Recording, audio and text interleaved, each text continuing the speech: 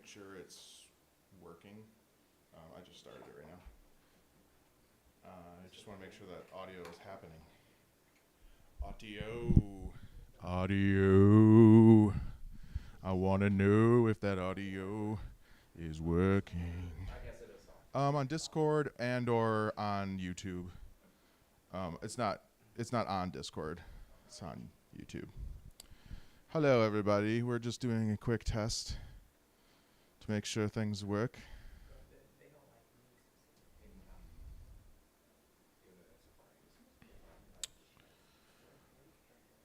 So everybody liked that Nintendo Direct recently? Woo! It's good stuff. Is there a link to the YouTube somewhere? It's one second. There should be to my YouTube page. No, actually, I feel like that would be closer. Yo.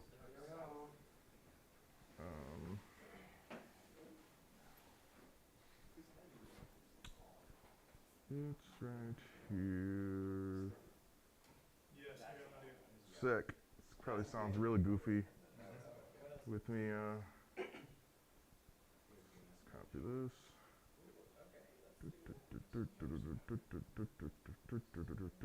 Okay. It doesn't appear to be synced audio, but it is audio. It's not synced. That's weird. They're saying different things on my screen. I was saying different things on your screen? Wow. Who was saying those things? That's weird. Hopefully it's working. Well, just hit the Discord if there's something weird on the Twin Cities IGDA TC one. Yeah, it's just lagging. Okay, cool. That's normal.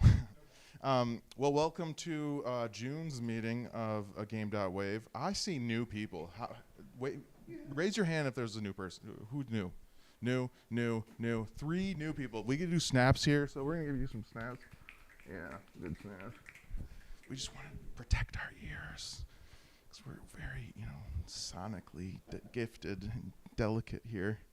I'm Robert Frost III, and I am your host of this event that I have created. And we talk about game audio here in all wave shapes and forms. Yeah, pun intended. So we have a really extra special meeting today. Mr. Scott here is going to be presenting his game, 10-second mixtape.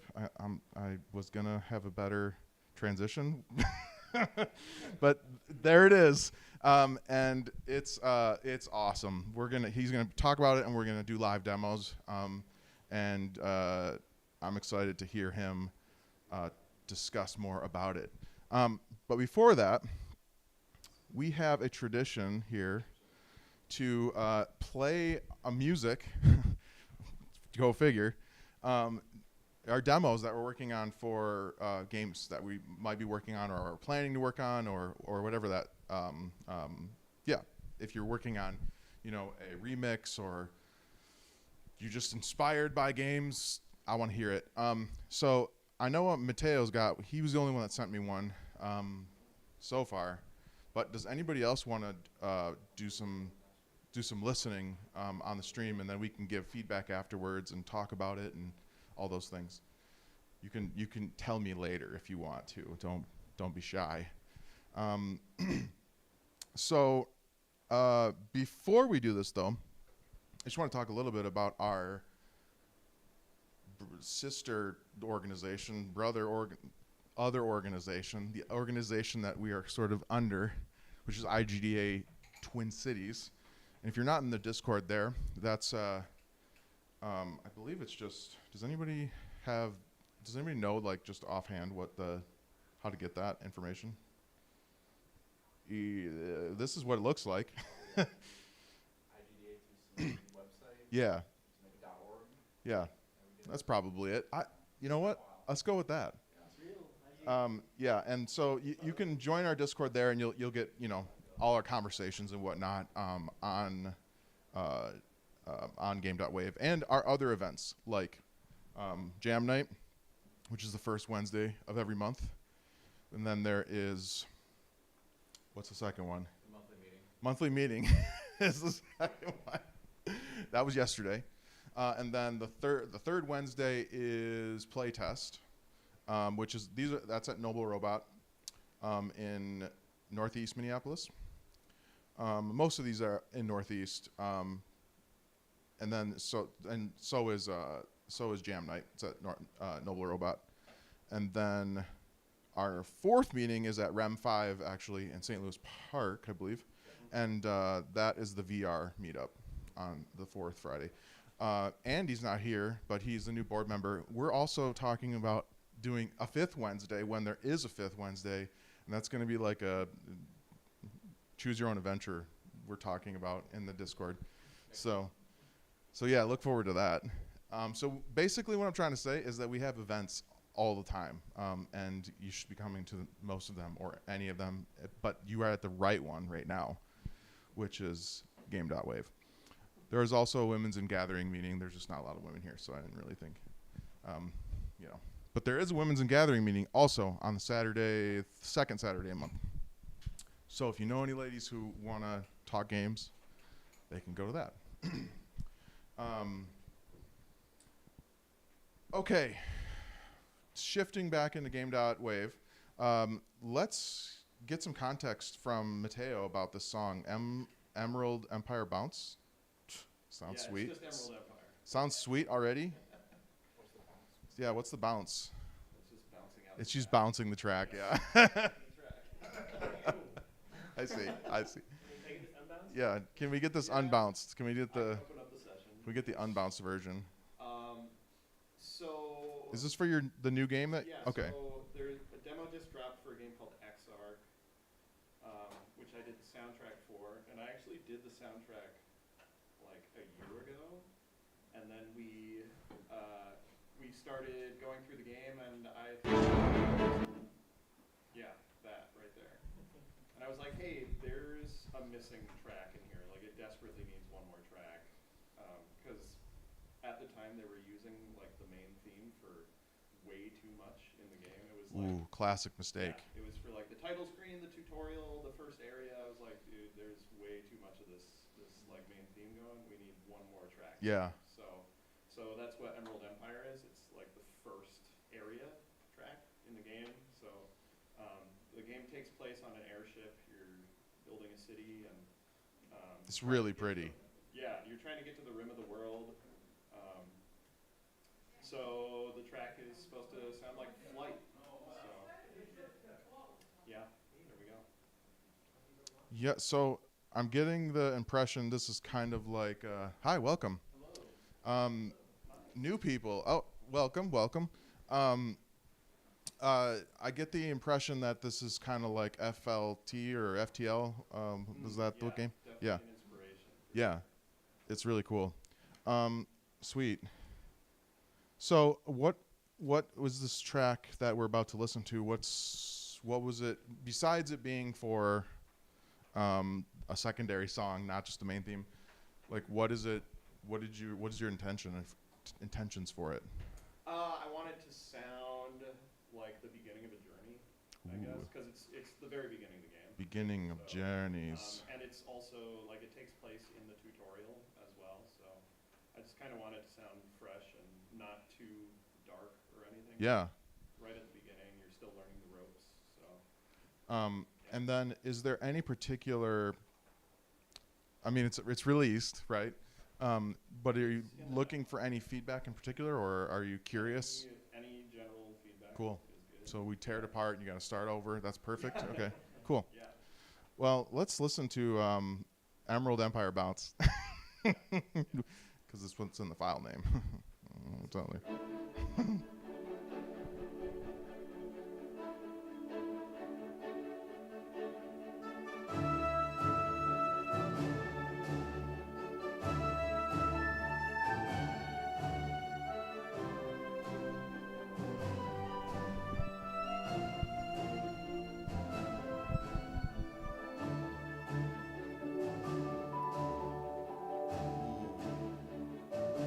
Ooh, that is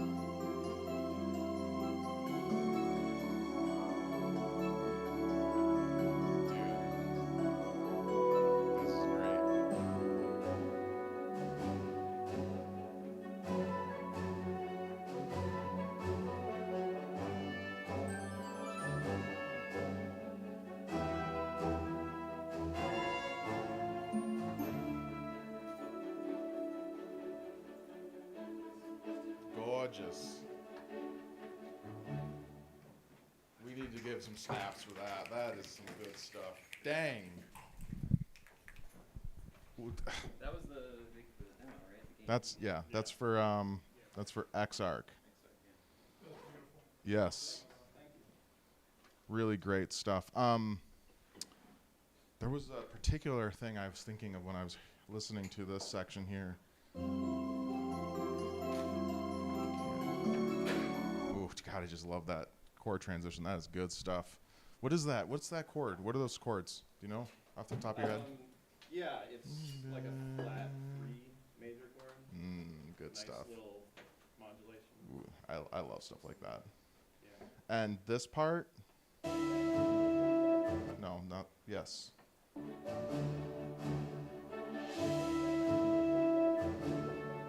Maybe it was earlier. This is, yeah, it's fairly simple harmonically.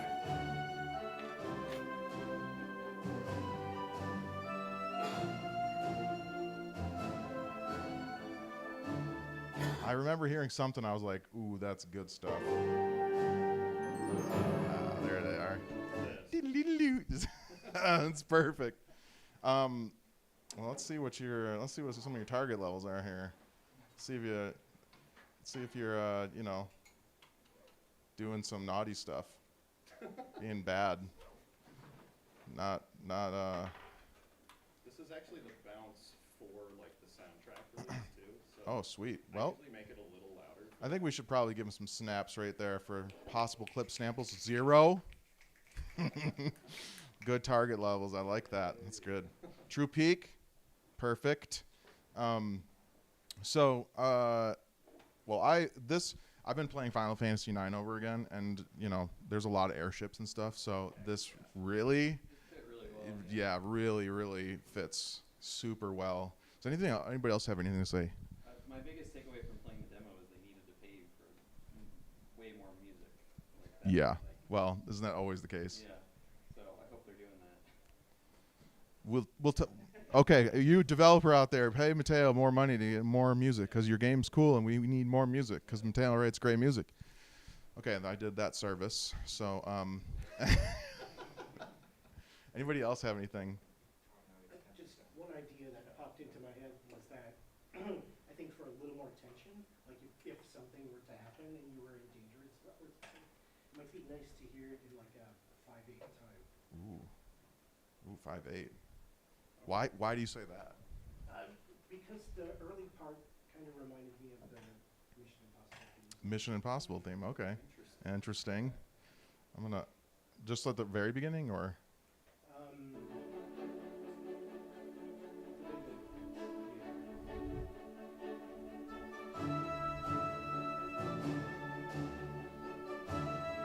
I could kind of see that. Tom Cruise coming in. Yeah, maybe. That's interesting. Tom Cruise coming from an airship. Tom Cruise, the airship. Yeah, airship Tom Cruise. Okay, speaking of Final Fantasy IX, today I got to this point in the game where you fight an airship. So, like me thinking about Tom Cruise as an airship, and you're fighting him as an airship, that'd be funny. Anyway, sorry, you're gonna hear a little bit about Final Fantasy IX today because it's one of my favorites. Dude, sweet. Is there any kind of dynamicness to this in the game? Like, is there certain parts that play during certain things, or is there any kind of thing, or is it just play all the way through and then It's loop? just playing it's a loop. Yeah. Just playing all the way I mean, I could see that. That makes sense. Yeah. Game's kind of like more, They're using it for the trailer here too. Oh, they are. Well, what are we doing? What are we even doing? Where are these developed? The UK.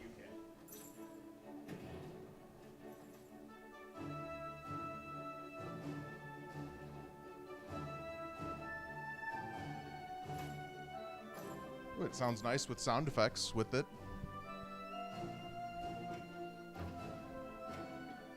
Yeah, that was actually a conversation we had when the demo dropped. I was like, dude, the music is like way too loud. Like, we need to turn this down. And I feel like that happens a lot where maybe the developer is like feeling like they need to have the music loud. Yeah, it's like They think self-conscious. The composer wants it to be really loud. Yeah. No. It needs to be like half Oh yeah. Like, it's way too loud. Like, it was louder than the sound effects. I'm like, Oh. yo, no, we gotta turn this way down. Yeah.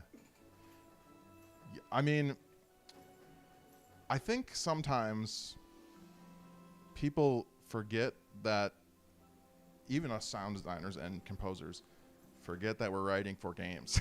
It's just kind of funny to say, but like, this is a medium that, there's a lot of things happening. Especially like when you do add in sound effects and stuff. I was actually kind of interested how they felt about those high flutes and stuff when you're playing it, and they've got these pretty chippy, high-pitched sound effects. Did they give any feedback on anything like that? No? I mean, it sounds fine. I was just curious because, Yeah, this was one of those classic games where you're writing and not able to see any of the games. Yeah, like, classic. Yeah. Yeah, which is which is happens. why I chose to write one more track. Yeah. It was like going in, finally getting to hear and see how it all worked together, and then being like, yo, we need a little more music in Yeah. here because it's currently not working. You always need a little more music. There could always be a little bit more music to tell the story of the game, to help build the story of the game. Dude, really cool. I think we need to give him more snaps. Yeah, snaps. Ooh, those snaps. Yeah. So just on the conversation of loudness, I had a Oh, yeah. question for my own learning based on this project. So when you are bouncing out a track for a project like this, you look at the LUFS levels and the true peaks and stuff like that. Like, I've heard numbers thrown around, -14, -1 threshold for true peak and stuff like that. Like, does it vary project to project? Is there... No. Well, yes and no. It can based on. I mean, you always want to ask what the target levels are, but the main ones are for like commercial music. What I've heard is -14 LUFS, but I have done up to -10 LUFS, which is ridiculously loud. But that's for like NBC libraries and stuff. Like they want it to be maximum volume. So Yeah. I actually do. I do TV work and video game work. And yeah, same. TV work, I literally make it as loud as humanly possible. There's like the thing called the loudness wars in TV, where it's just whoever has the loudest track, usually it gets placed on TV. Yeah, there's a trilogy. Yeah, and it's going to be. And then video games, I don't do that. I actually usually have a lower target. Like I usually go around like -20. Yeah. Video games because it doesn't need to be crazy loud. It also like the louder your track, the more like the bigger the file. So I've actually had the same question that you've had like a million times, and I've asked professionals about it, and I get different answers like every single time too. And, Yep. I recently asked somebody about it, and they're like one of the audio supervisors at a company, and their target level is like -21. Which I'm like, Yeah, I've heard that anywhere. feels so random. I've heard anywhere between -14 LUFS and -23 between there. Yep. I've seen a decent amount of games that you go into the options and the music is already pre-leveled down to like 70%. Yeah. That's where it starts. Yeah. And then it can I like that. Yeah. I usually prefer when it's at like 50 to 70%. Well, and then you just never know you can what. choose to make it louder if you want. You never know what the system is going to be that's playing, except if it's on like the Switch or something, and that's basically built. But that's why they have lot check and what. Yeah. Does it differ at all? Like, if it's like a really bass heavy track, for example, or is it LUFS like normalized for that? So I'm just if you want to like use your stuff, like hit the subwoofers really hard, like is that actually like make it loud from a bass perspective, but not from a control perspective, and so it's actually not in your ears, even though it seems to be like high LUFS? I need to get like a chime that when we start talking about this kind of thing, that I start ringing it, because this is the elephant in the room always.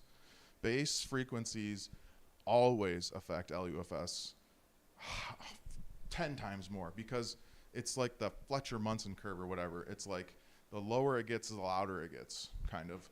So when our computers and stuff are trying to decide what the actual loudness is, it's like, okay, well, your bass is this high and the rest of your track's like this.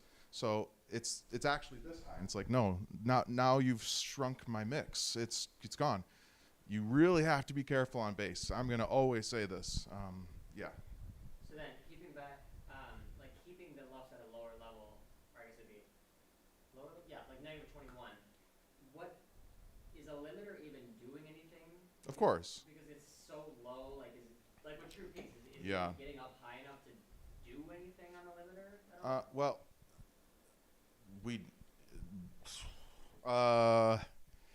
well, you're basically using a limiter to, well, for a couple of things. A limiter can do many different things. Usually it's a safety net. So like, especially if it's going broadcast, you know, like there's always a limiter on the end so that nothing's peaking because we don't want any peaks. That's bad. That's no. There's a difference between peaking and driven and saturated and crunchy, and then also, you know, peaking. That's very different. But a limiter is squashing.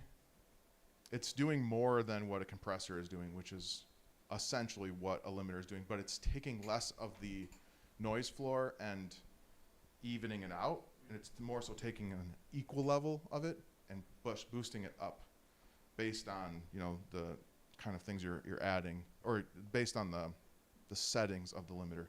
This is really hard stuff to talk about because it's we gotta do a meeting on loudness, I think, sometime.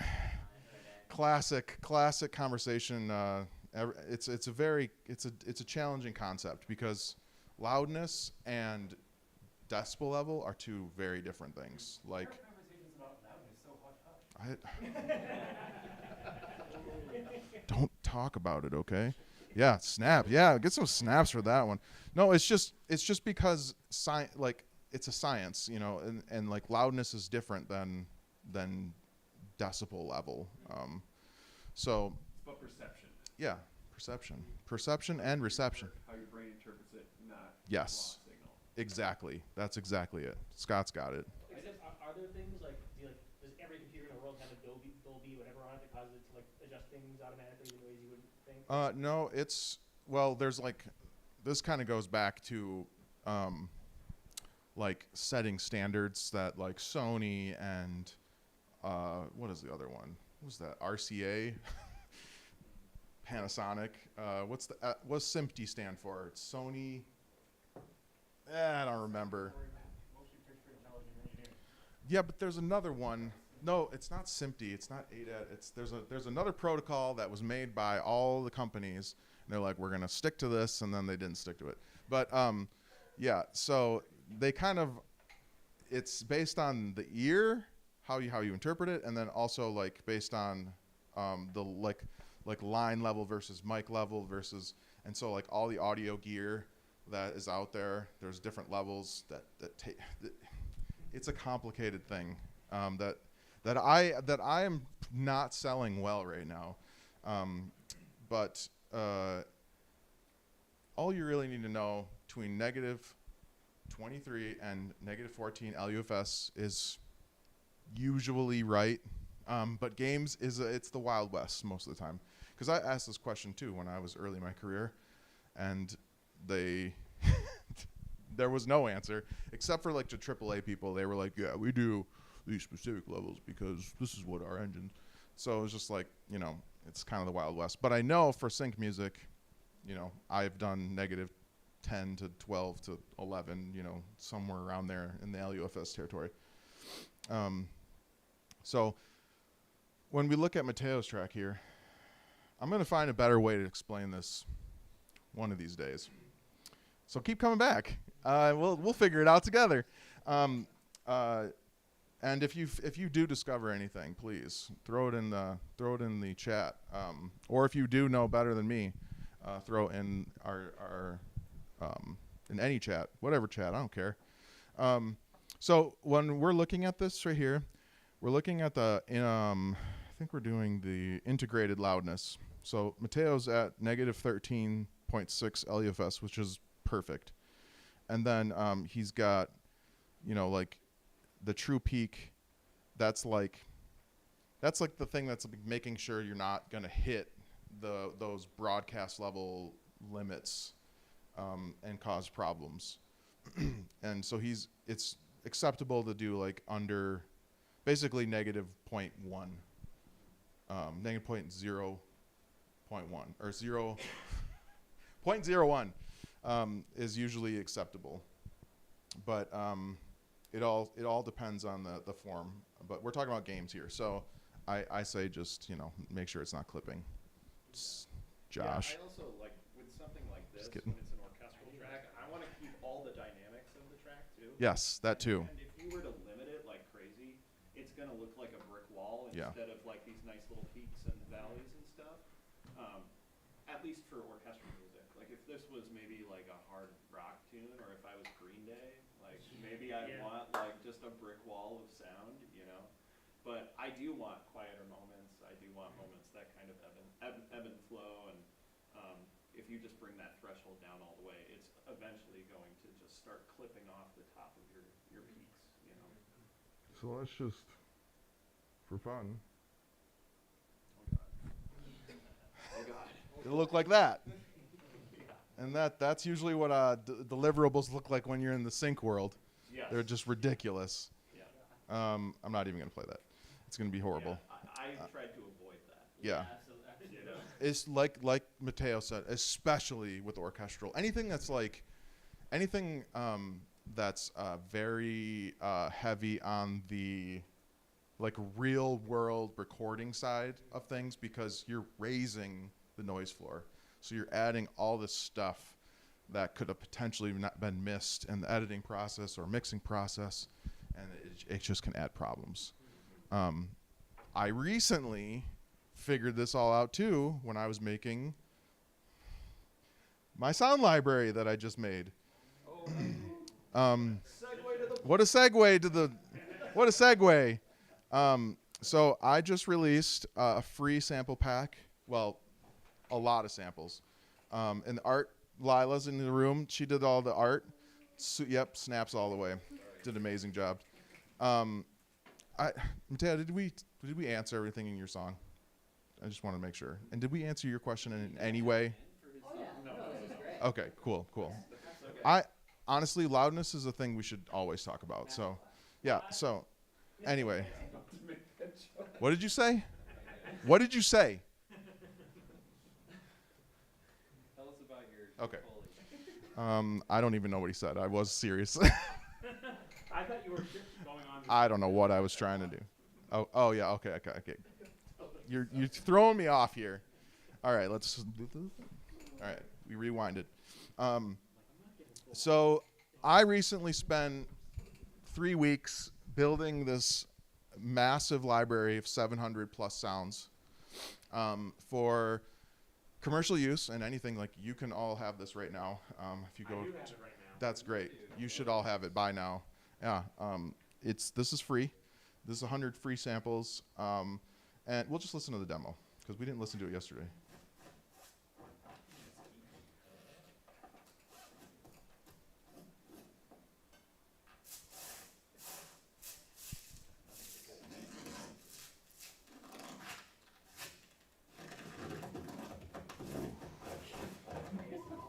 I like that. Oh yeah.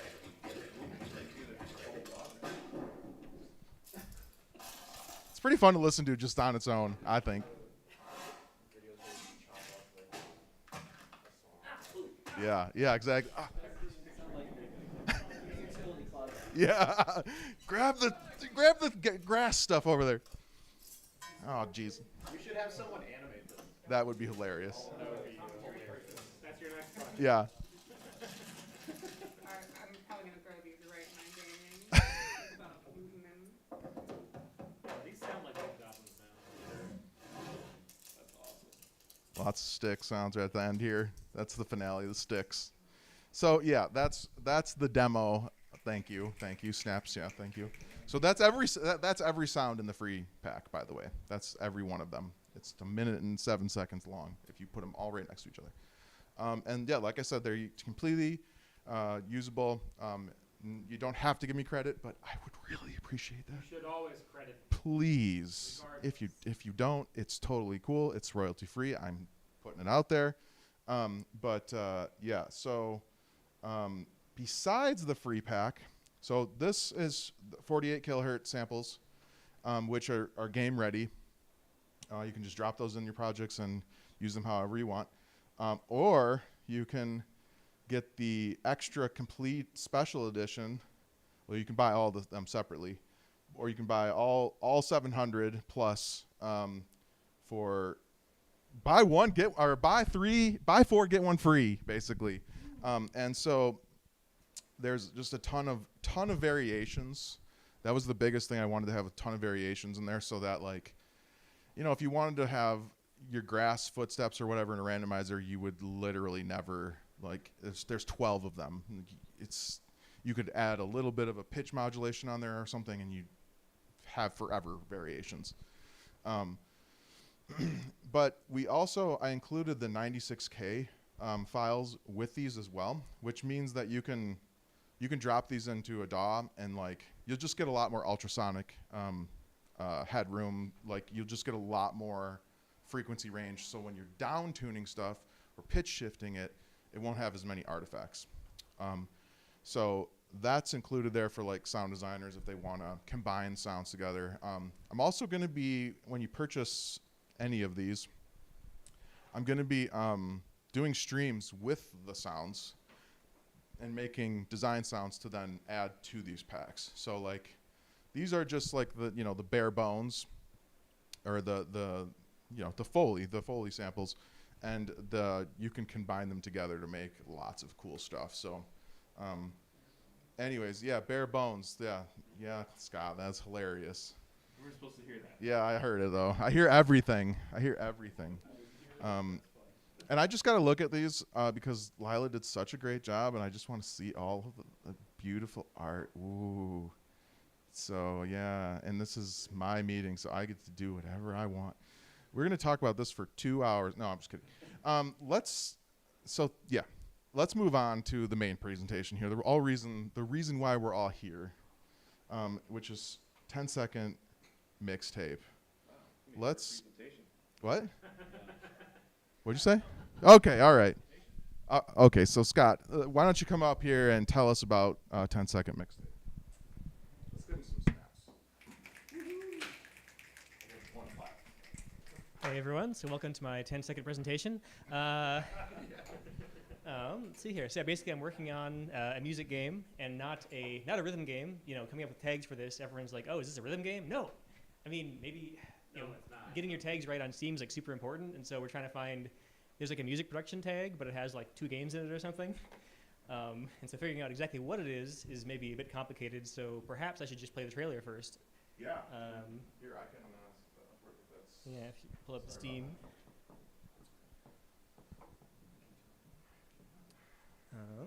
And I actually, well, so why don't we play the, let's see, well, no, we'll play this one first. I do want to probably play the Different Strokes trailer as well, just because it gives context for how we ended up with this idea. Cool. It's all me, so it's supposed to be showing like collaboration, but it's all me doing all these things, so. Tell them that. So 17 people. Dude, this trailer's great. Thank you.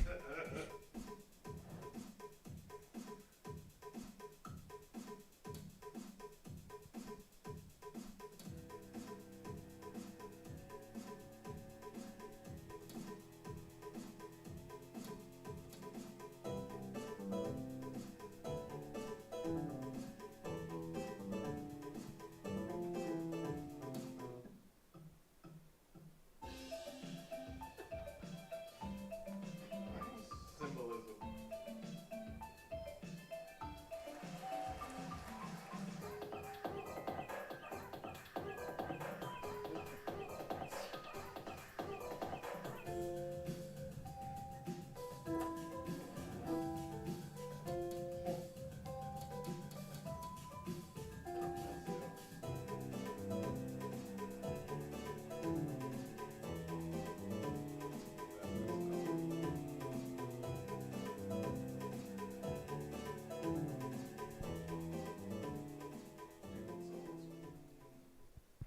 Yeah, I guess the main challenge with this trailer was like all the music is made in the game, and so then there was a lot of like the original bass track that we're using. I didn't like the bass tone, and so then like I wanted to like crank this trailer out in a weekend, but then like as I did it, it was like all these things like, oh no, like this doesn't sound good or whatever. So I'd like kind of make the game better to make it worthy of making the trailer out of it. But now we're here, and so there's a demo out. All right, let's just start with. So how it started. So originally, this was going to be, or this was a game jam game. So we made the original concept in 3 days. So it was Ludum Dare 51, which is I think 3 years ago, and the theme was every 10 seconds. And so let's see here. Yeah. So basically, the theme was every 10 seconds, and we ended up with the previous Ludum Dare 50. We had made a game called Different Strokes, which is an online collaborative music game. And so then when 51 came around and the theme was every 10 seconds, it just kind of naturally flowed. In the previous Game Jam game, we made small pieces of art for every 10 seconds. So why don't we make small pieces of music? It kind of just flowed naturally out of that. I guess perhaps, I'm assuming most people here haven't seen Different Strokes. But before we made this, let's see, it would just be...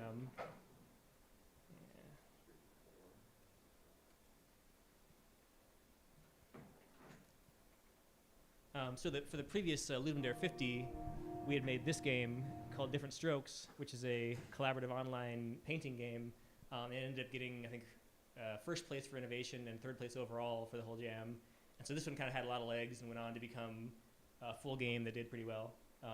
But to kind of set the stage for where we were coming from was we'd made this game where one person paints the first layer of a painting, and then somebody else finishes the second layer. And it all has like very basic MS Paint style controls. But then here, like someone took this base layer and then is like fixing it up. And so just that very simple mechanic ended up being really cool, and we made this whole cool community that made all this like amazing stuff.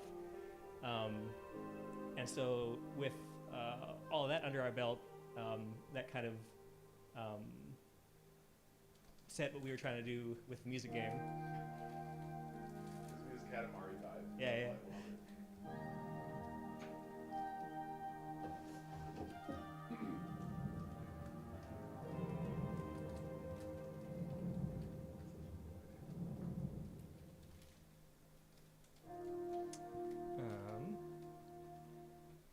And so, emboldened by this, we set out to do this for music, but it turned out to be like way harder in all sorts of ways that we didn't imagine.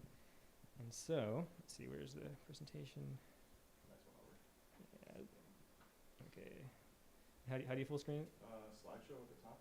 Okay. Yeah. So basically, we had that first game, and then we had this idea to make a similar thing, but for music.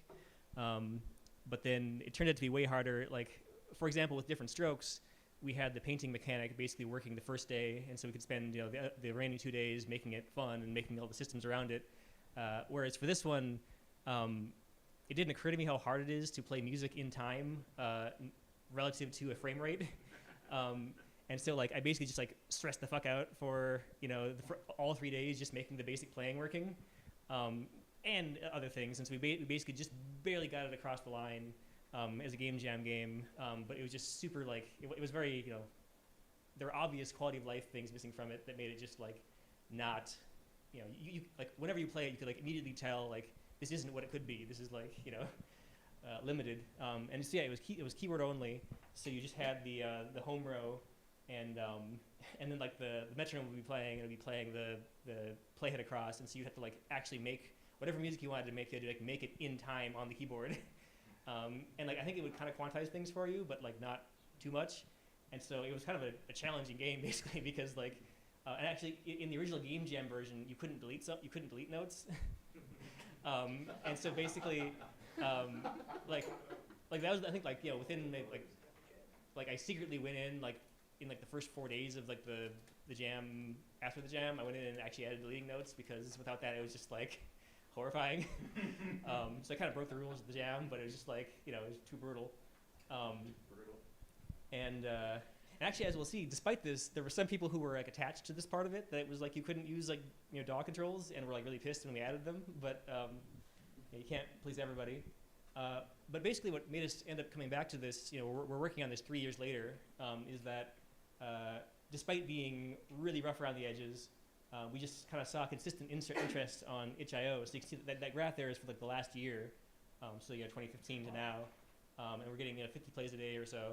And if you extend that back, it was a similar amount for the whole 3 years. And so like whereas like our other Game Jam games were fun for a little bit but immediately died off, this one, despite being so brutal, was and like we didn't have a Discord for it or anything. Just somehow people liked it enough to keep playing it on itch. And so when I finished my previous my most recent game, unrelated big huge story game, my first thought was maybe we should come back to this. And it clearly has some, but there's so many clear things I want to fix on this. Let's actually make it happen. And so since January or so, I've been working on, with the original team that made it, I've been working on turning this into a proper Steam game. And the demo came out in May. So you can kind of compare and contrast here. I mean, the other thing that didn't occur to me is that like, the art just kind of came in hot in the Game Jam. We just went with it. But like, the original art, it's like, half the screen is like unusable, or unimportant visual stuff, which adds some whimsy to it. But there's more to making games than whimsy. And so now we have a proper, full DAW. We try to maximize the screen space, and we still try to keep it really. I think there's a lot of whimsy to it still. Like when I pull it up, like all the buttons have like really nice sound effects when they click, and there's like the tape track spinning in the background, and like we try to keep it somewhat physical and not just like a boring DAW UI. But I guess that'll be a kind of a rolling theme going through this, is trying to make it still whimsical. Not just some piece of audio software, but if you get serious with it, it'll actually allow you to do whatever you want to do. That was kind of our core goal with this. And so we made the editor more friendly. I guess at some point I'll just actually show the game, but we released the Steam demo in May. So we released the Steam page way back, like 2 years ago. Because I was thinking maybe we would just like make it really quick and get it out. But then the main game I was working on became a lot more taxing, and I just kind of couldn't work on it for a year. And so we just sort of slowly accumulated wish lists. And I guess maybe the only interesting thing here is when we released the demo, you can see there's a big uptick in wish lists. And part of that was because we had a vague sense that we'd be releasing the demo soon, but then the game Mixtape came out, and I was like, I'll bet there's a lot of people searching Mixtape right now on the Steam interface. And so we just like got our ducks in a line and like got the game out. I think 2 days after Mixtape came out, we released the demo for this, and we could see in our analytics that like we were getting like I think like 75,000 impressions a day from the Steam search. Wow. And like a pretty bad conversion rate, right? Because it's like people aren't there, But still, like we were getting like I think like 800 views a day, from that. And so that's at least part of the uptick, is that those first few days. But then I think the hype has died down, and we're still getting, when we just had like a basic Steam page with just the regular pictures of the Game Jam version, and that was getting maybe like two wish lists a day for 2 years. Now that we have a proper trailer and a demo and all that, we're getting about maybe 18 wish lists a day, past the initial bump. And so we were planning on releasing the demo to Next Fest in January, but I missed the deadline by a day. So it turns out it's alert everybody, the deadline is 2 months before the actual event, which is crazy to me. Like I checked on April 30th, I was like, surely it's the deadline somewhere in April or in May, but no, the deadline is April 28th, and so I was like, well, guess we're doing it in October. But I think that's a good thing, because we can just take our time and accumulate more wish lists and have a really solid Next Fest. Because my sense is like, with Next Fest, like the rich get richer. Like if you go in with wish lists, you get wish lists. It's One thing that is going to be interesting is with how many games are pulling away from that October or November timeframe due to Grand Theft Auto.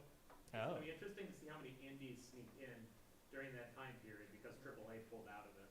Interesting. Interesting. I hadn't thought of that angle. I mean, AAA always kind of takes that slot though. Like every year, kind of. There's always something that's like. Well, that's the thing, though. Like, literally, every game that got announced that's coming out this year in all of those shows, they are coming out in September, pretty much. Yeah. So October, which is when Next Fest is, that's very light. And then November, GTA is coming out on November 19th. So there seems to be a marketing model there. Dang. Okay. That's. You can tell I've been looking at that very hard. Yeah. Dang. Well, Smart. because we were considering skipping that Next Fest and waiting until February, which like, but maybe you're onto something there. Have you considered changing your name to like Grand Theft Mixtape? Yeah, just every month there's just a different thing where it's like whatever's hot. Oh Just man. do a collaboration. You get to be on the radio stations. Yeah, I mean, I'm open to lots of kind of like quirky marketing, like things, but that might be a bit. Yeah, that might go. All right, and then so I guess first I'll just dig into how it works technically. So we're in Unity 6.3. Originally it was in Unity 2021, and I guess I'll get to that in a second. But the basic thing that took me, it was just so like way harder than I thought it would be during the jam, was that you have, so I guess I'm guessing how many people here are at least somewhat familiar with Unity? Okay, reasonable amount. So basically you have audio sources that can have clips on them, and you can play them. That's the basic thing. But then the question becomes, like, how do you play things precisely in time? Because if you're on let's say you've got like a big list of notes you want to play at certain times, and you come across some frame. I'm on a frame that's 3 seconds since the start of the song. What should I do? Should I you're even assuming you have a stable frame rate, so let's say you have 16 milliseconds until the next frame. What should I do? You could take anything that's within that 16 milliseconds and just play on it immediately, but that's going to have a delay to it, and that delay is not going to be guaranteed to be the same every time. And I'm trying to think if a 30-second, like is a 30-second, I'm trying to think like at 100 beats per minute, is a 30-second note bigger or smaller than 16 milliseconds? I'm not quite sure, but I guess in theory, if you had like different notes that are all within that window, or especially if you have like a long frame, calling dot play on all of them when they're not supposed to play together isn't going to sound right. Let's see here. Yeah, and also it's just like you can just tell like when you play it with dot play, if you have your list of things to play, you just call dot play when it seems about right. We could just tell it wasn't sounding right. It wasn't sounding in time. There was just a little bit of a wobble to it that was like not good enough. And so basically what you need to do is called play scheduled. So instead of saying play right now, you say play at some point in the future, and that time in the future has to be at least further into the future than however much latency you have in the system. And so then instead we have this loop where every frame we check to see, I think it was something like we always were looking 0.25 seconds ahead or something. Every frame, are there any notes that haven't been queued to play yet and need to play in the next 0.25 seconds? And if so, we call them with play scheduled, and then adjust for the exact time that should be. So we're always keeping track of the game time, which is just regular time, but also the DSP time, or the time since whatever the DSP time. So DSP time is the digital signal processing time. So it's like on Unity's separate audio thread, like it's a very precise double value for like where that thread's at. And so you're always, when you press start, you record the start DSP time, and everything is rationalized against that to keep it all in time. Is that why when you press play, there's a delay before the song actually starts? You need to build up that buffer?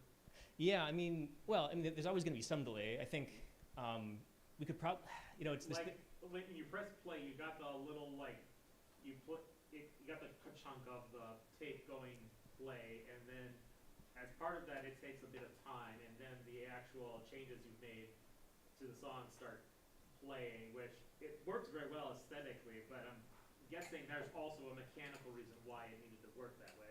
Yeah, I think we just have some hard-coded amount, like it's like 0.3 seconds or something, and I think we can make it shorter. Like I think if we analyzed the number of the latency we have and all this stuff, we could trim it down. But then if it's if there's more latency on someone else's computer, or there's a million variables, or you know, if I get it like super dead on my computer, maybe it'll be all messed up for everyone else. And so I kind of just set it at 0.3 or something, and you know, good enough. Yeah. I do wonder how, you know, obviously like DAWs and stuff don't do that, so there must be some, you know, tricks to it. But I wasn't. Yeah, but DAWs don't use Unity. Yeah, yeah. This is true. I I mean, we have the same problems in DAWs. It's just on an exponential level. Sure. I mean, do you have frames that you're like, like are you We writing? use buffer sizes and like, you know, like basically it's always latency is always a factor. So like the more latency you introduce, the more CPU power you can have. The less, the more accurate the timing is. You know? Yeah. So it's like it's always a gamble. Sure. You know?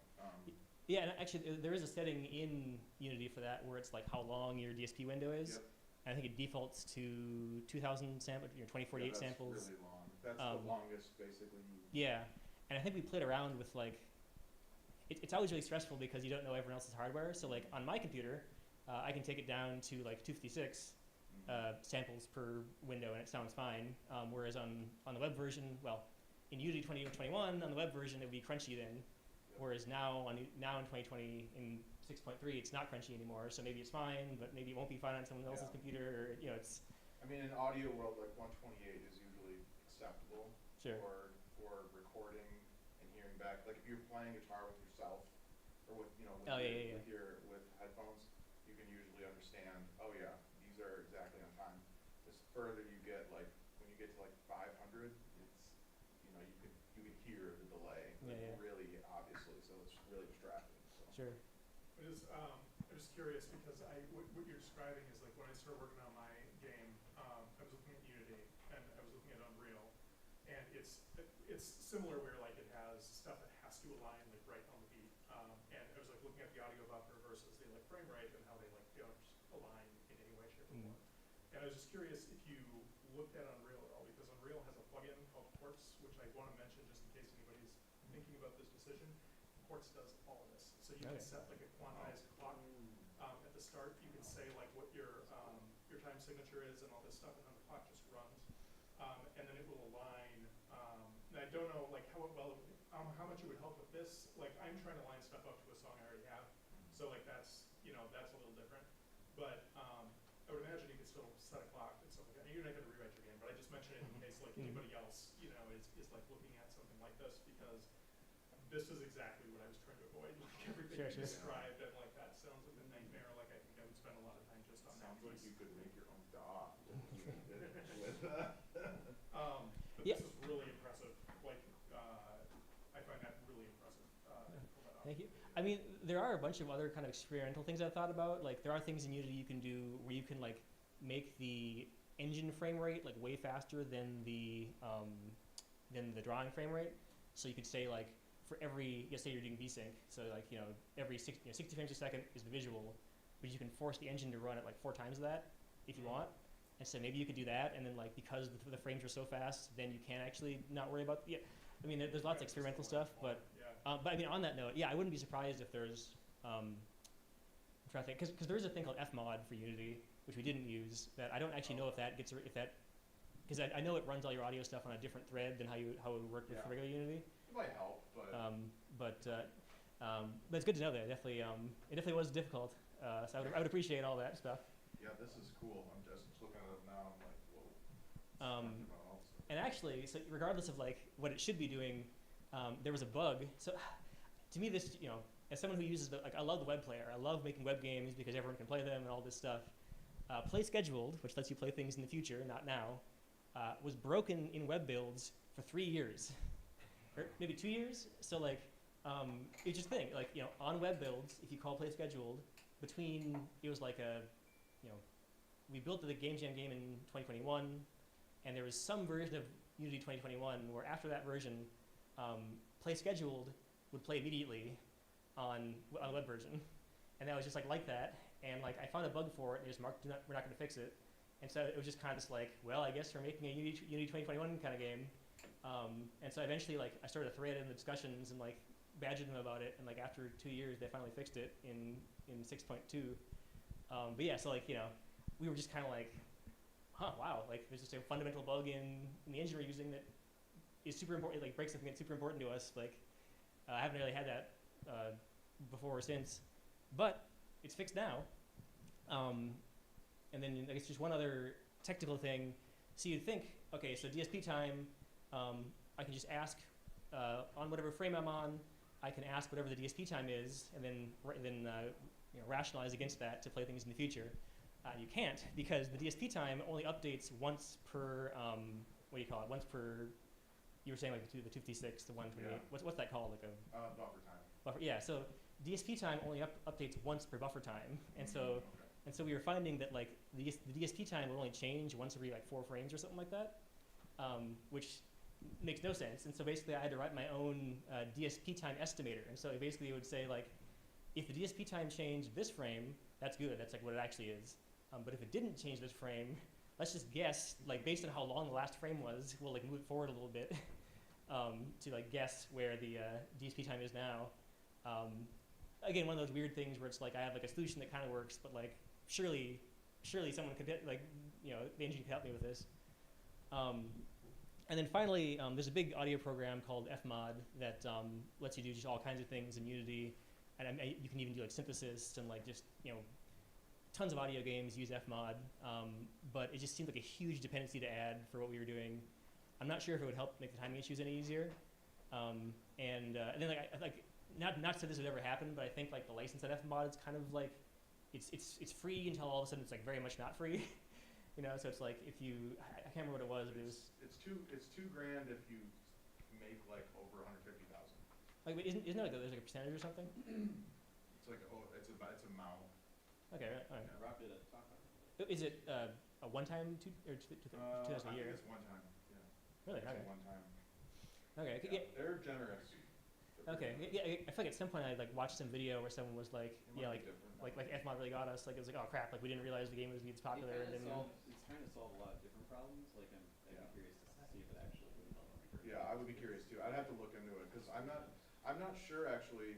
Because really, it sounds to me like the problem that you're having is like input to playtime. Yeah. Like that, and that's like no matter what, you're always gonna have latency.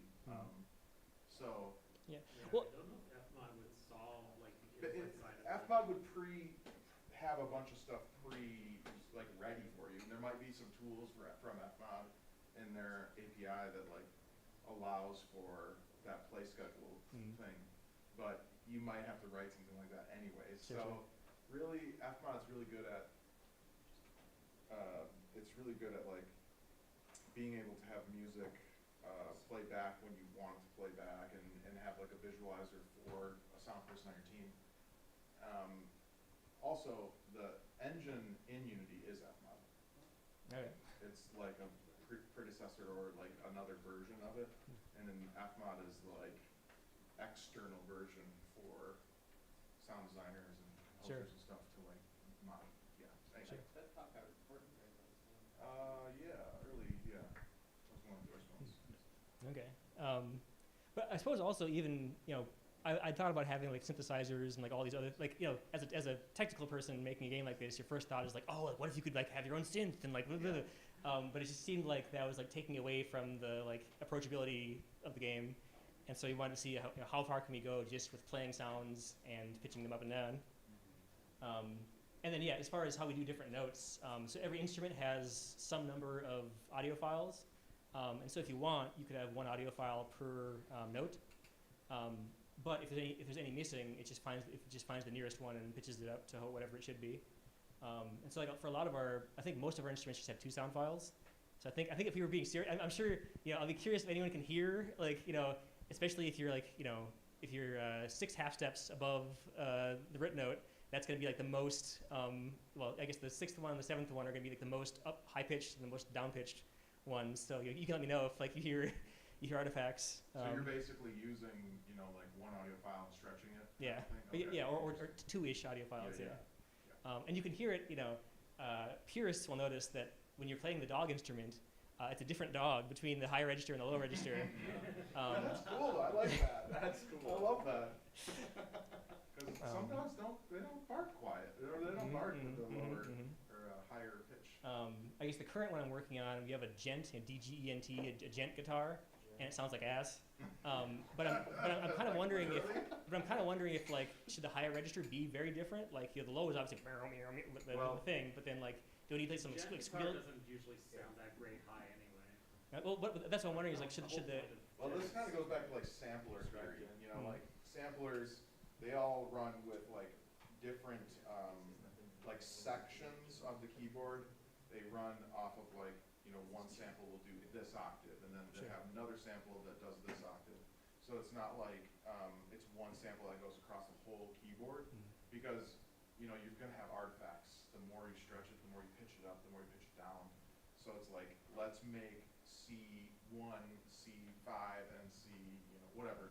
Like let's make those the actual sample, and then you're kind of like using whatever is the closest sample to that area to like you know, pull from, basically. Yeah. And then how it works on the server. So, I mean, the thing that makes the real magic to this, and I'm eternally grateful to the server programmer that I work with. When we first made Different Strokes, you know, I didn't know anything about about this kind of stuff, and so I, you know, couldn't have done it without him. Like I've kind of like learned from his code like how to do this kind of stuff, and so I probably could do it myself now. But at the time, it was like the Different Strokes time, especially. It was like the other guy had this idea for having. Well, actually, no, it was the previous one. The previous Game Jam, it was like a regular game, and he's like, "Why don't we have like a leaderboard, like an online leaderboard?"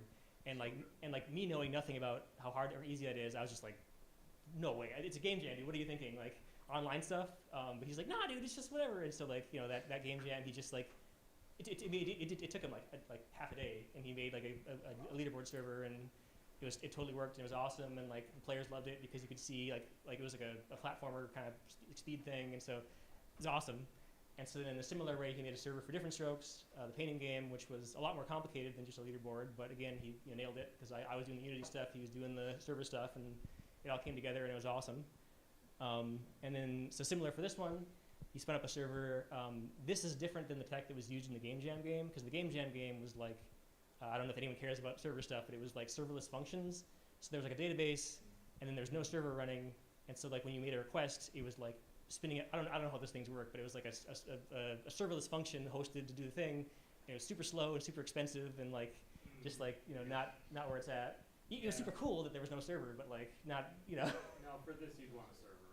Yeah, and so we used Bun, which is it's kind of like Node.js, but it runs TypeScript natively, which is actually really sick. Like for Different Strokes, you have to like you know pull from the repo and then build it and then restart it or whatever. Whereas Bun, you can just restart the thing without building, and it just works because it runs TypeScript natively, which is super cool.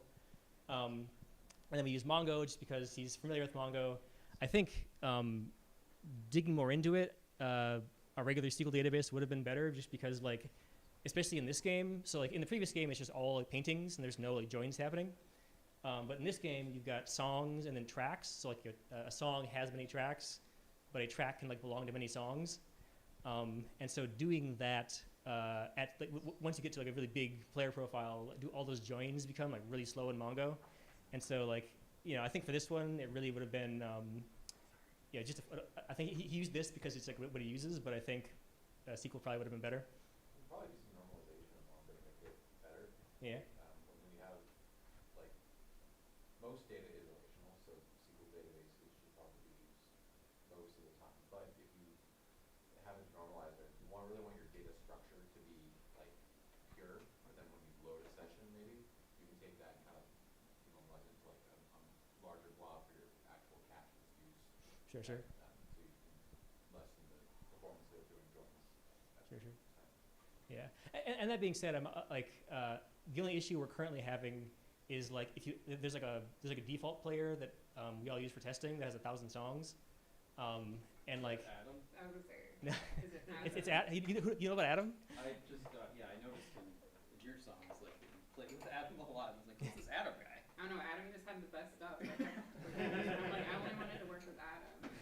Yeah. So the problem with Adam is that he has 1,000 songs, and he also has 3,000 songs that use his parts. And so again, the real solution is like pagination and like all this stuff, right? But like, I'm tempted to make things as fast as they can, just like straight. And so like when we started, it took about 10 seconds to load because it's like all of his song. A bunch of stuff took about 10 seconds, and it was like, it was like 52 megs of data across the network, so we had to turn anyway. So I went nuts on that and got it down to got it down to like 2 seconds. Okay. And so like we can at least like reasonably handle a user with 3,000 songs or whatever. So maybe it's like totally fine, but part of me is just like, I bet this is even faster in SQL, 20-second next stage. Yeah. And then we use Nuxt and Vue.js just for regular like the front end. The really cool thing, again, I'm super grateful to our web guy for this. The web player, so that you can actually play all the songs in the web, that was trivial for the painting game. Like obviously you can like display PNGs on the web, but for this it was like, okay, this player is like super complicated and like all these samples and like all it's gonna be a pain in the ass to make this also work on the web. But I think it's like super important to do so, just to make it a community thing where you can link people to stuff and all that. And so he did it, and so now there's kind of this like parity between whenever he adds a feature to the web version, then we have to kind of keep them together. But I definitely think it's worth it. Let's see, what's with the web version? So to be clear, it's not running a Unity No. web. It's like Yeah, it's just a totally separate. Yeah. And it kind of sucks though. There's a sense of like a lot of this stuff just works magically on the web. Like the web version is like way easier than the Unity version. Like I think did I write it here? Yeah. So like it uses a similar look-ahead buffer, but then instead of having a game loop, it just has like a JavaScript set interval call. I don't know, just like looking at it and talking to him, it was like surprisingly easy. Like I guess the core concepts were about the same, but just there weren't any like weird edge cases. Like for example, my thing where like the DSP time doesn't update when you think it would. Like the web version had nothing like that. It was just all exactly how you think the API should work. It just works like that, and it was great. And then also in a similar way, like you have this song. However, the web technology works. I didn't. I've forgotten some of it. When you set up this song to play, like taking that and writing it to a WAV file is just like a given how the system works. Apparently, like you can just like say like take scheduled thing dot to file or whatever, and it just does it and nails it. Whereas on Unity, that would, I'll get to it eventually on Unity, but like I'm sure it's gonna be a pain in the ass. And then the server is just a DigitalOcean droplet, which nothing special about that. It's just a server somewhere. I think we have 2 CPU cores and like 2 gigs of RAM. That server also runs the different stroke server. So I guess that's partially why I wanted to make this thing so fast. Is just like if anything is making it chug, it's gonna make the other game chug too. And so I just wanted this thing to be like, solid. And then actually one final thing that made any of this reasonable. So again, like the loading 3,000 songs at once. Initially, a song has many tracks, and then a track has many notes, and like every note is a little like JSON object that's like time, pitch, or start, pitch, and end or whatever. So like start at 0, the end at 2, the pitch is 0.25, something like that. Those used to be all like JSON objects, and like it would just like chug, like sending even like having like 20 songs was like a lot and like a problem, and just like especially it was just like a total disaster. And so we came up with this notes CSV idea where instead of having all these JSON objects, you just have a CSV file. And so every line is 3 things: the start, the end, and the pitch. And then and it's just a CSV file. So you just have a big text blob of so like if you had like a new line, that'd be a new note. And so then just having the storage format be just a text blob made everything just like way faster and reasonable. You're just sending the text to the web, to the client then? What's that? Like you're just sending it as a big string. Yeah. Yeah. So like the web player, like the database only knows these big string blobs, never even examines them, and then the web player and the Unity player both like rehydrate them into objects and stuff. Yeah. That was kind of our first like. Once we had a person with 30 songs, it was like, holy shit, this is chugging. Like, what? How are we? This isn't good. But there's probably we can talk about it. There's probably faster ways, but yeah. And then finally, how does it work musically? So 10 second. So to get 10 seconds, it has to be at 96 beats per minute with 4 measures. That takes 10 seconds. And so and then the Game Jam game was always that BPM. You know, there's no controls. In the final version now, there's the time machine, which is the thing where you set the tempo. And me and the web guy are currently arguing about whether or not. So like, you know, there's 60 beats, 80 beats. You know, there's all the other ones are fine, but I think we should have 100 and also 96 so that you can get a 10-second mixtape if you want. Otherwise, people are going to be like, these songs aren't 10 seconds or whatever. So I think we should have both. He thinks we should only have one. I don't know if you guys could weigh in on that. I mean, there's only so many, like the dial has plenty of room, so I think it's totally fine to have 100 and 96, but. Why not all the tempos? Well, yeah, maybe we could make it like continuous. I don't know, I guess. Human League has a song called 101.3 BPM. Yeah. Yeah, so I guess we could. I guess once we get some musicians up here to try this out, we'll see what they want. But yeah, so in this current version, the highlighted notes, if you see, there's like 2 rows that are lighter than the rest of them. Those are the root notes. So like currently all the songs are in C because hey, you know, all the songs are in C, and so the A key is C. Always remember the A key is how you play C. And then the K key is C an octave up, and then everything in between is some note in the scale you're currently in. So then on the rightmost you can see the vibe check, which is how you set the vibe, set the current scale that you're in. Sorry, I meant to say scale before. So whatever's in the current scale. So defaults to major. You have minor, harmonic minor. You have chromatic. So like again, keeping with the theme of like making it easy, but if you want to do hardcore things, you can. You can just throw it in chromatic and do whatever you want. But by default, it's in some scale. It's in some, yeah. And then let's see here, notes. And then the other 2 pedals we have. One is the swingifier or the swingifier. So it just takes either it grabs certain 8th notes or certain 16th notes and brings them forward. And so there's like 4 different swing patterns, and you can adjust how much it swings it. The middle is usually where it sounds reasonable, and like a 0 is no swing, and then all the way is like too much swing. Never. And then the leftmost one is just to adjust the volume of all the tracks at the same time. So if you wanted to have kind of it's kind of rough with this one because you kind of want to hear it on the final page when you assemble the whole song, when you have all the tracks, because in this version, like, it's kind of hard to hear how the volume is going to adjust unless you actually have notes on all those positions. So we'll see that once we get into using it, but the leftmost one is a bit questionable. We need to workshop it a bit.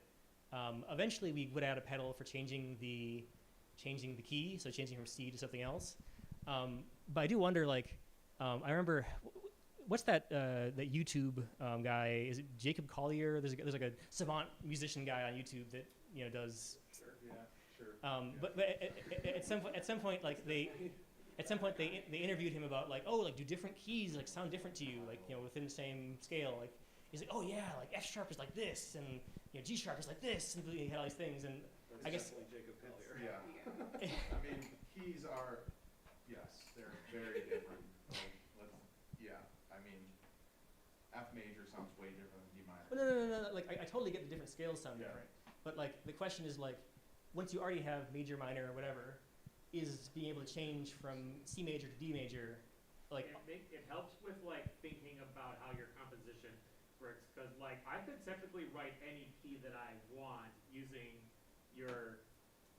We can always transpose it. Yeah, I could always transpose it, but it's a lot more work on my end to think about. Okay, I want to write a song that's in E major. Okay, what's the mode of C that I can switch to? well, sure. I mean, I guess if you like know enough about music to like Yeah. think in that way, right? But I'm thinking like in terms of like making a song sound a certain way, and you have no sense of any of that, like, and you're just told like these are the root notes, like start on those. Does being able to change the whole thing, assuming someone doesn't think in music theory and have any reason to start in E major so or you're whatever? just talking straight the actual sound. Yeah. Well, Yeah, would I still sound- said on the Discord, I'm not a C guy. That's because I'm not someone that innately enjoys songs that are written in C. I tend to be much more comfortable writing in E or D or A. So I like, mean, do some people will have like just different musical tastes. do you have perfect pitch? I do not have perfect Okay, pitch, but I mean, is it about like, I know like for certain instruments, like, you know, there's certain like high notes that are way too high unless you bring it down to a different key. Well, we're talking like all the keys. It's not like different. It's not like different octaves necessarily. It's like, you know, the key is, it's different colors. You know, it's different flavors of. It's kind of hard to explain. Okay. Yeah, I guess in my head it always feels like, you know, obviously the scales are different. There are but- definitely reasons why I would choose a different key over another for like a certain kind of sound. You know, like. Yeah, I don't know. I can't think of anything right now off the top of my head. I think like from a playing perspective, if you want the A button on the keyboard to always be your root of your key, then changing the keys would actually make sense because playing a scale starting at A, if you're in C, is just going to be major scale. So the end of the relative minor, if that A is actually A, then you're going to the minor, right? And so like just playing the same notes will actually give you a different result. Sure. So that might be useful. Sure. Have you looked at other? Have you looked into any DAWs and like how they do keyboard? Yeah, I mean, there's lots of stuff we've been picking up just from Ableton and whatnot on like Yeah. quality of life. Just Like Logic has a keyboard that they use, and it's not bad. But personally, I get confused. I'm super confused on where, like, well, first of all, I see all those. well, okay. So letters so and so things. so first thing, in this particular setup, if you don't change the key, there's no way to play a sharp note. There's no sharps, no flats. Yeah, okay. Period. Like all you have are it's C major. There's no way to play accidentals. Yeah. So again, like I get like once you're into like I know what I'm doing mode, Yeah. you just got to put it in chromatic and whatever. Yeah. And so yeah, I think like especially in like there'll be a deluxe edition with that has all like the really like fine grained stuff. It's gonna be a free game with a deluxe edition that like unlocks like the real stuff. And so obviously you'll be able to change your key and stuff like that. But I'm just wondering like to the end of being like allowing beginners to feel like not intimidated and whatnot. Like do you think like how far along do you need to be before like you feel the need? Oh, I wish I could go to B. I think it would be a lot more complicated for a complete beginner to mess around with your modes than it would be for them to mess around with key, because key is more straightforward in understanding, oh, if I'm in the key of E, my root is E, versus whatever mode you want to pick that also coincidentally includes E. You say mode. Modes are. I guess there aren't any modes, and I mean there are modes in the sense that there's scales, but like there aren't. Mode is the thing that you have on the far right. Yeah, you have like Dorian and low. Yeah, do you have freaking? Like I thought I saw those. Those are modes. No. Okay. No, I mean there's only the thing on You the don't right. have all of them, but you do have different modes. Like minor is a mode. It is mode. Yeah, I mean like I guess we tell people straight up like start on the root notes, don't do freaky stuff. It's gonna get freaky. So like obviously in theory you could like make a melody that starts not on one of the highlighted notes and then it'll be in some mode and sound different. But I think then you're kind of in freaky town and like all sorts of like it seems like if you're going in that direction, just put it in chromatic and like know what you're doing. Yeah. I guess the goal with this is like you don't do modal stuff. No. I mean, you could. I mean, it's interesting sometimes if you take a song that was like clearly made to be just on the root notes and in the key it's supposed to be in, and then you pair it with something that's like off of that. It can make some cool stuff because like even though the other one isn't following the root notes, it's using the same notes as the original track, and so they like meld in some way and like become something kind of halfway between those. I mean, I would say a lot of this stuff's like over my head because this is not, I'm not a technical audio designer, but like the impression I get from this game is that you want to have limitations, you want to have a smaller, this is like a playground, this is like an introduction, and it wants to be welcoming, and so like to me, I would welcome some of the options being pared back because I think like your average person who's going to be drawn to this game, like you're mentioning beginners a lot, is going to be very easily overwhelmed. Is the sense that I get. So like when you talk about like kind of like starting smaller, starting a little more restrictions, I think you're on the right track. Yeah, I mean, I definitely. Yeah, but I mean, I totally get though that like if it says major, but you start on a different and you don't start on a root note, like you're actually playing in minor, and like I get all that going on. But I can't think of how to like walk someone through all that. Yeah. Well, you don't. Well, really. I thought the question that was posed is, does the scale matter? Well, That's yeah, what that's I'm trying to answer. Why, Sure. That's my take on why I think the scale matters. Sure. Yeah, so if you do select a scale and a mode, you don't need to worry about, not telling someone about chromatic scale or accidentals, right? You can just keep it so that every note you play is in that mode and starting at the scale. Well, although, so I mean, in that case though, like when you say it's like selecting a mode, like what would that even do, right? I mean, so like once you're in a scale, you can choose to start on a different starting note, and then that will be in that mode. Not necessarily. If you're not playing the sharps, you're not going to be in you're not going to have necessarily the same. You can't do like Mixolydian if you don't have sharp 7. Right. Okay. Yeah. Okay. Wait. Sorry. So this is educate me here. So there are the 7 modes that are just starting on a different root note, right? Yeah. So like with the C major scale. Ionian is major. Yeah, but yeah. So like there are with the C major scale, you can start on any of the 7 notes, and it'll be a different mode. It'll be some other keys mode. It'll be in a different key. Yes, but it'll be in mode. Yeah. But so are there modes that don't? Are there modes that are anything besides that? Well, Major and minor are modes. yeah. It's Yeah. their mode. The modes Okay. are kind of like modes were like used for jazz cats. Like that's Yeah. that's basically like what they are. But they're basically the same thing as keys, only they're using these like the Different relations between the notes. yeah. Okay, so- rather They're than- Yeah. just different scales. Yeah, It's it's just just different scales. yeah, So I think I'm excited to get into all this at dinner. yeah. It's a little. Because But my point is that I'll- accidentals and sharps can be intimidating to a beginner. And if you just keep them restricted, if they select a mode, everything they play is going to be part of that palette, basically. I Sure. mean, I think what you should be doing is just switching out all the notes as like, I want G major, and then now they're all just in G major. If you know, if I want in, yeah, so I mean the Minor. simplest thing like once we add the pedal where you can where you can set the key, yeah. then like everything's possible. But I'm just thinking like I wouldn't lead with that because like I wouldn't even do I would just do major and minor if I was you. I wouldn't even Yeah. mess with anything else. yeah, I mean, so we're doing major, like we're not really doing modes as much as like we're doing major, minor, blues, like Yeah, minor sure. blues, like that's kind of how we're phrasing it.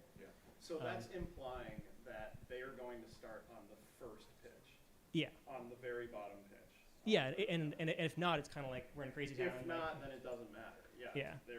They just have an assortment of notes, Yeah. like depending on where they start. yeah, I know Especially if I it's a would- blues scale. Yeah, it would be. Yeah, freaking blues weird. is that's Um, a tough one. I mean, I will show you actually, like as you change the scale, the distance between the 2 light bars changes, right? Okay. So I think it'll make more Is sense that once. just octaves? Is that what it's supposed to be? Yeah, so the A and K are octaves. yeah, but if it was a chromatic one, it'd be 12 notes between them. Okay. Oh, I see. So I think we got to get to the demonstration part. Yeah. So then, final thing, kind of talking to Artemis. Aramis. Talking to Aramis, and then watching videos with Thornity. I'm kind of inspired by this, like, do it at scale, the algorithmic approach to things, as opposed to just kind of, I don't know. I was kind of inspired by, especially like Thornity's talks about just like, because he isn't like really a gamer kind of person. He just wants to like see how big the number can go up as far as making these games successful. And so I was a little inspired by that because I'm usually in this kind of like, I want to make art games that are beautiful and whatever.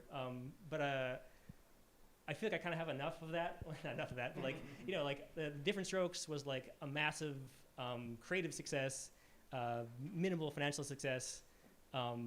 So I feel like I have enough of like positivity, and so for this one, I kind of wanted to go a bit more like, let's go hardcore on the dirty stuff, the stuff you're not supposed to talk about, the marketing, not the but like We can talk about that here. Don't worry. the things are like less cool, just like selling it. And so the first thing was supporting all the languages, and so I built this big pipeline. So you can set up a localization key, some ID, the actual English text, and then a context thing where you explain, like, so for example, for like play, I say like, the UI _ play is the ID, play is the English text, but then the context is like this is the play button to begin the game, not to be confused with pressing play, like, you know, you somehow, not to be confused with like children playing or whatever. Like you like explain in context like what this button is about. And then it shuffles all this off as a giant batch job to an LLM and translates it into all the languages. And as far as I can tell, there's obviously screw ups and whatnot, but for the most part, native speakers I've sent it to have been like fairly impressed, or the sense I get is like, for a lot of the obscure languages especially, like people are just happy that anyone is supporting the language, like Bulgarian stuff. Like I found a Bulgarian to send my Bulgarian translation to, and they're like, yeah, this is like not quite right, but like, hey man, I'm just appreciating, like, there's like 3 Bulgarian games on Steam, like, you know. That's awesome. And so I blew through all that, and I guess the cool thing is that like, you know, usually localization is this kind of thing where you do it once, and then it just like creates, like, it's like a huge weight on the game to like, change things, because it's like, well, we can't rename this button now because it's all translated, and you know, it's just. So this is all designed to be like just as you go. So like, it stores a hash of the context and the original text, and so if you change the context or the original text, it notices that and like re-queues the thing up to be translated again. And so like after working on the game for a month, you can go back into this and say like, you know, check it out, and it'll like highlight, you know, the 10 lines in yellow that are like need to be redone. Is that, did you build this in Unity? Like, Yeah. it's actually a, okay. It's free. I'd happy to give it to anybody that's not opposed to it. So we only have a few minutes left. So Yes. I want to jump to someone. Does anybody want to test this, to play this awesome game?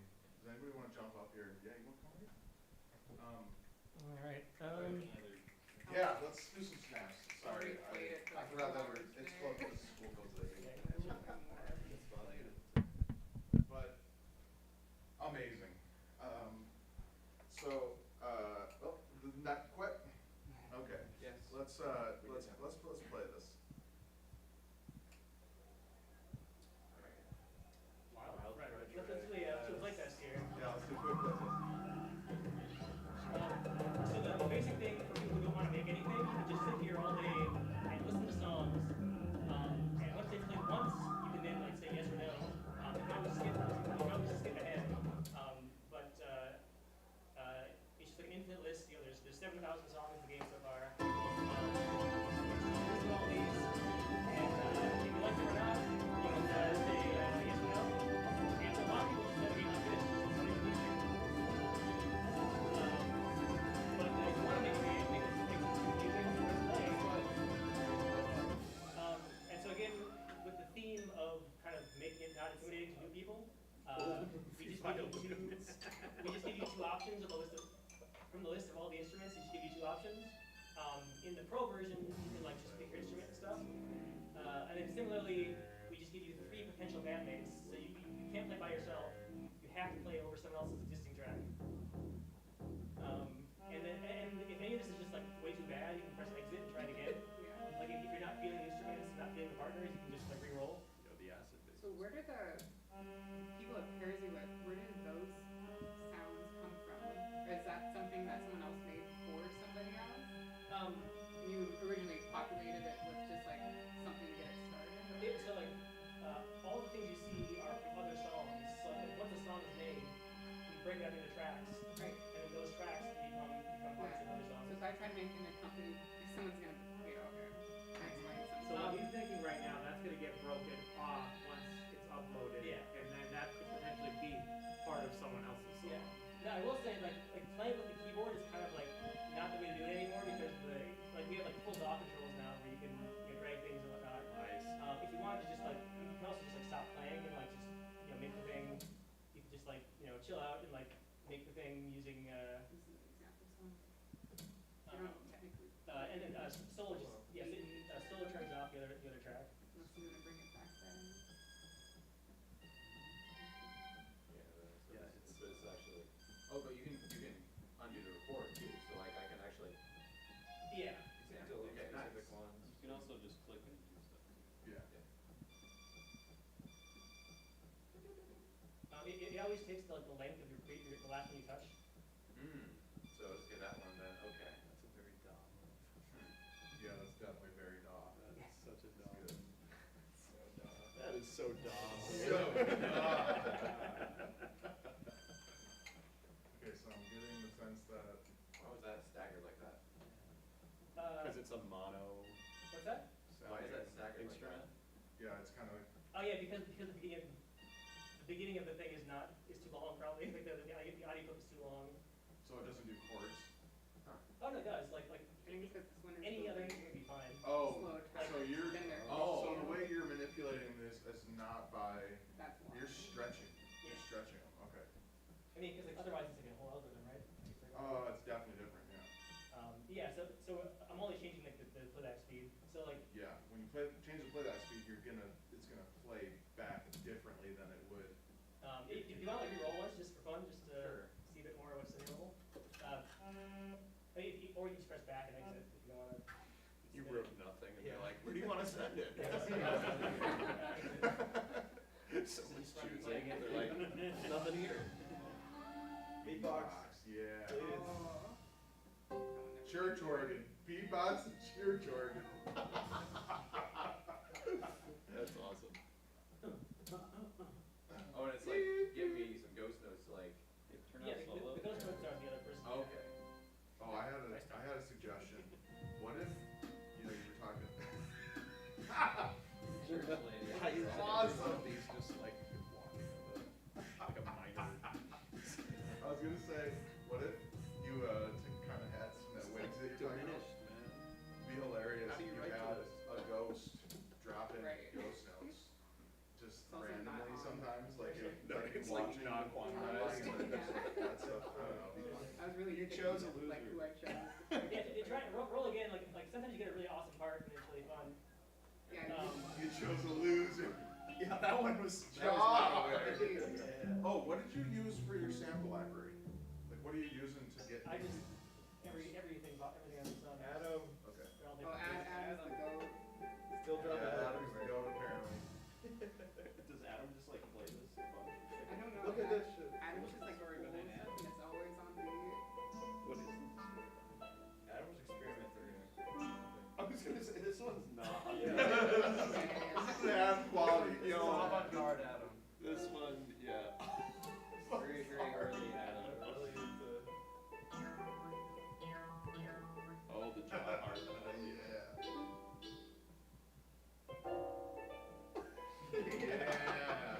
This is some experimental. Can you roll one more time? I'm really curious if you get like a pure part. Like This is some like modern classic. Okay, church organ. I personally really like the church organ idea, but that's just me. Dawes Oliver. Yes. Alright. Adam, here we go. That one sounds good too.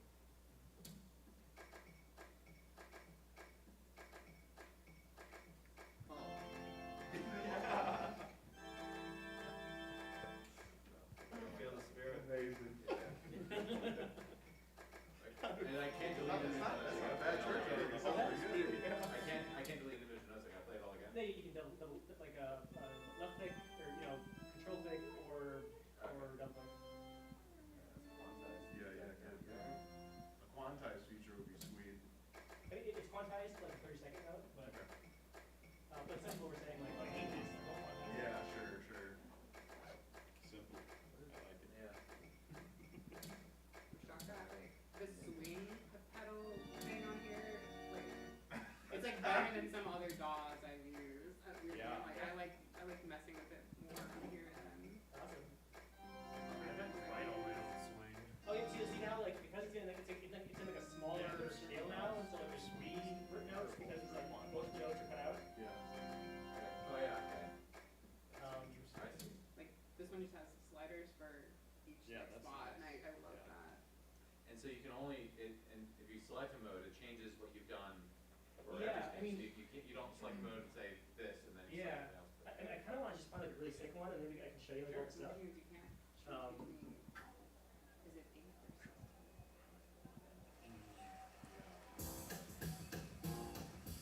Clever palaces. Blue.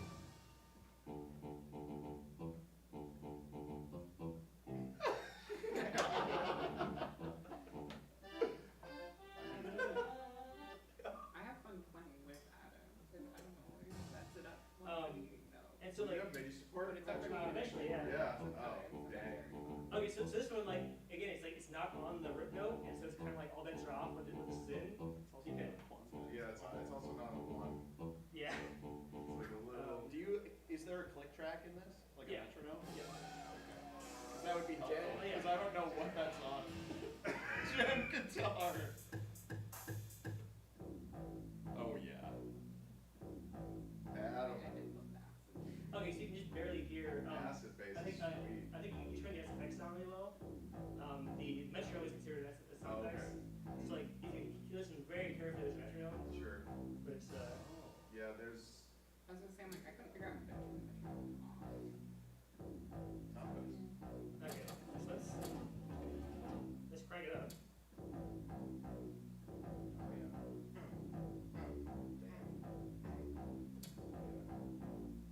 Oh. But yeah, it starts on an interesting note, so it's not really. Yeah.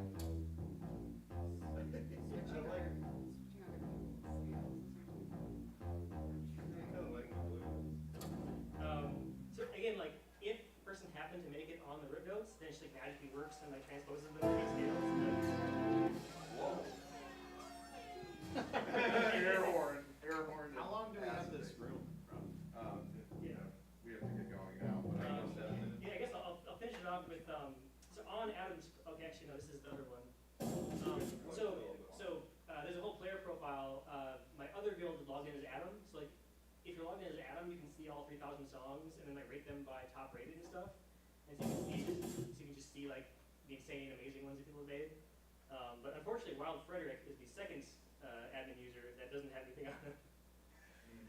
But yeah, so if you, I guess the main thing you can just do is, like in general, this feed here is like some combination of like new songs, well-liked songs, and Tonight's band 8. Band is awesome. Okay, so when I make songs, it's like pick a song name, but on here it says, it's like tonight's band, and I was wondering if yeah, there's a mix-up on the song and band name, is it the same thing? yeah, it should. I mean, yeah, there's only a song name. There's no band name. Yeah, Yeah, but so then on here there's a band Yeah, name, so this should say like, it's tough because it's like, it is a band, so it's like, What about like now playing? yeah, something like that. Yeah. Something, Like something. Gilmore Yeah, so like Now playing. It is the song name, though. You're right. Hate. Uh, It's the funniest band name. Hate. just some of the single ones. We're hate. Oh no, the youth. Hate. Youths. there's an air horn. Got the air horn. It kind of is a band too, it's just because You're it's kind of all combining. people who came together Yeah. to make it. Oh, Every Youths. song is its own band. so some of these have like so many, but when I try to make songs in the demo, it's always like, I pick a person to play with, Yeah, okay, I so- add my so part, the- and then I have the option of adding a third. There's on a it there's a randomly. page. You You can go to the could next select page. more than one of those. So, We can select multiple at a time. yeah, so the final thing is this final screen, which we're gonna kind of like fix this up to be better. But basically, you can just like infinitely scroll through these tapes. We and can then, like, become more than one. You can Find, add yeah. them, right? So like some of these are. Oh my gosh. I'm stupid. Maybe Click I yes, and That's a then get breakthrough. was like, oh my gosh, some of these have so many. How? Yeah. Some Oh yeah. interesting. Some jazz. That was good. So like eventually you find things you like. So like, okay, this is pretty good, so I'll do that, and then now it's like everything together. So like, Oh, okay.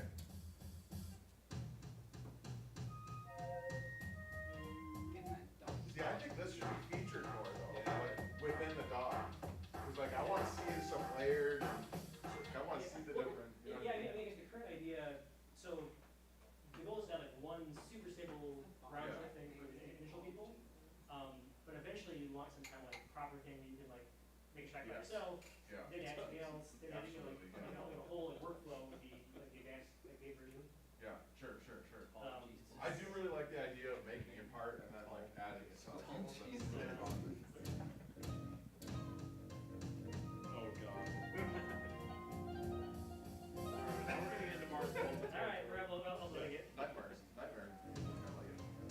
I love the symbolism. Symbolism's great. Wordless intelligence. Okay, that's one more time through, you can pick your band name. Adam with the acid base. It pops I'm up. feeling by them now. Oh man. I don't even know what the area is. Yeah. Yeah. Certain. Heaven.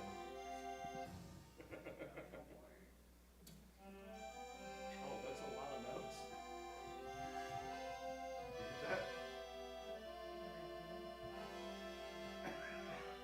So, it takes a while to get a hang of it, but Yeah. the final piece is we have a giant name generator, which we've been very careful to, if you see anything that's like, not just kind of funny but actually offensive, let us know. Like I think there was like 1 or 2 words that were in the database that were like, not good, but most things are like a little edgy but still kind of funny and like giggling hole. Someone's in true. W. The wavy fervent fur. Catfishing. Catfishing. Dream. Voting glaciers. Broadside. Dowdy cupcake. This is a great name. Versatile symbols. Band name. The venal rhubards. Great irritating harvester. Sit. Yes. That is good. Sit.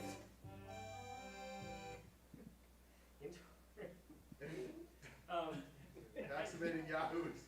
And I guess another goal with this was to not require moderation. So like with the previous game, the painting game, it's like of course you're going to use moderation because just like what's the first thing people are going to do?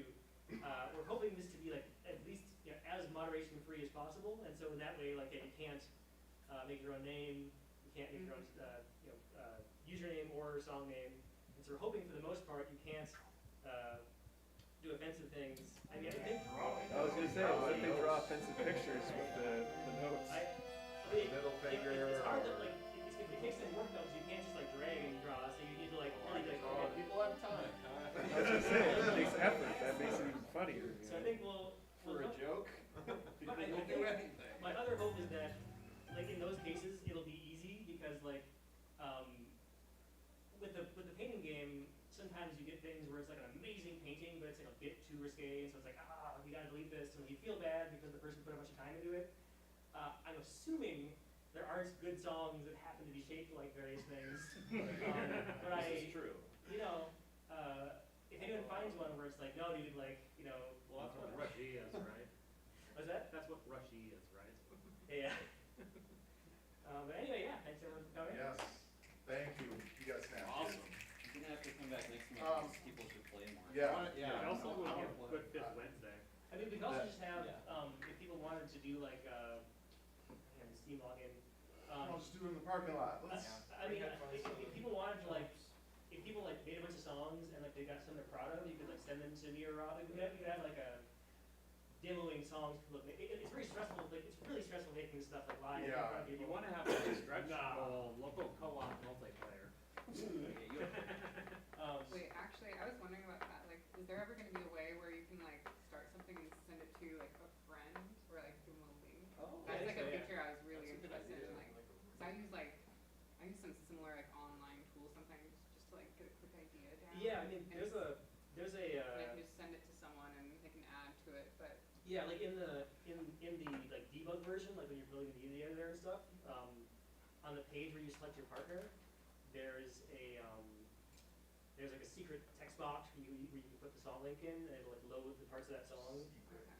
So like the functionality to do that's all there. We just need to figure out like How to surface how to serve it. Because like I mean, one thing going on with this in general is there's kind of a pull between like I want to make the thing very like advanced and like having all these features, whereas the networking guy wants to make it like super not intimidating, like so like that's kind of the pull and push is like I think if I had my way, it would get a DAW basically. Whereas this my co-conspirator is kind of trying to add some whimsy to it and some like friendliness to it, and so that's kind of the balance now, right? Something That's good. really great. There's definitely a lot of features. All right, let's go to the bar. Whoever wants to go to the bar, who's going to the bar? Everybody going to the bar? Okay, we'll see you at the bar. How much It's we're going to Champs with 2 Ps. Yeah, look at it. Are you all right, Scott? I don't know. I'm trouble staying awake.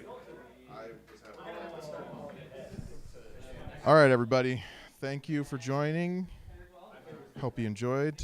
This was a lot of fun. 10-second mixtape. Gotta check it out.